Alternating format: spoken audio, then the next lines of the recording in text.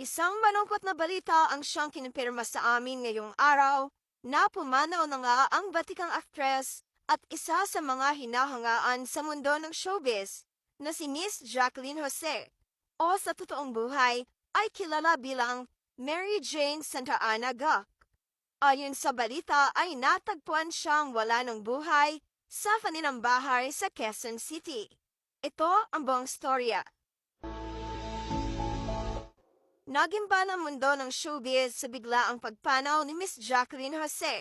Kung matatandaan na ang kanyang huling naging role bilang aktres sa telebisyon ay ang pagganap niya ng karakter na si Chief Espinas sa Batang Quiapo. Kaya naman laking gulat na lamang ng kanyang mga kapamilya at mga malalapit na kaibigan nang biglaan itong magpaalam. Ang balitang ito ay unang inilabas ng Manila Times o Manila Standard Time and Show sa kanilang social media page. Ngunit hanggang sa ngayon ay wala pang inilalabas na official statement ang mga kaanak ng nasabing aktres. Lalo na ang kanyang kilala anak na dating award-winning actress din tulad ng kanyang ina na si Andy Eigenman.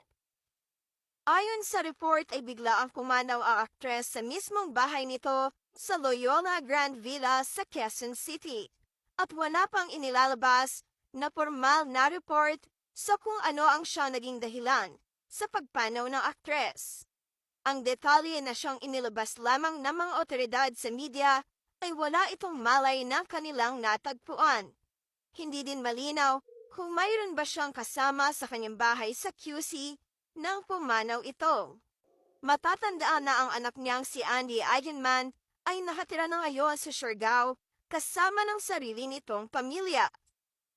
Bumuhos naman ang pagdadalamhati ng mga nagmamahal kay Jacqueline Jose sa showbiz na talaga namang nabigla sa pagkawala ng batikang aktres.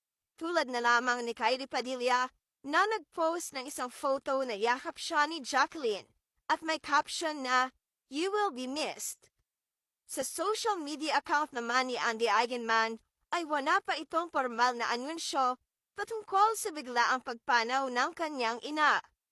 Lalong mahirap tanggapin para kay Andy ang pagkawala na ito dahil malayo siya sa kanyang ina nang mangyari ang nakakalungkot na balita.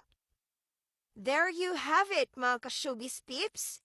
Kami ay lubos na nakikiramay sa biglang pagpanaw at pagkawala ng isa sa mga tinitingalang aktres sa mundo ng showbiz na si Miss Jacqueline Jose.